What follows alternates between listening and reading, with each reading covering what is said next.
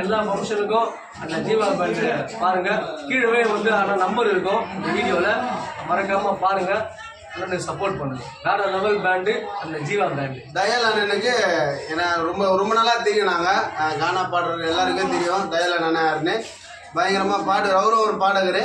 அவர் வந்து பயங்கரமா ட்ரம்பட் ஊதுவாரு. இப்போ சொந்தமா ஒரு பேண்ட் வச்சிருக்காரு.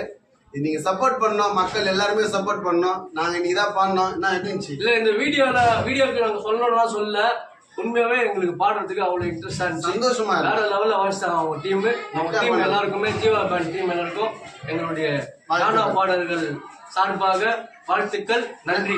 நன்றி. தேங்க்யூ.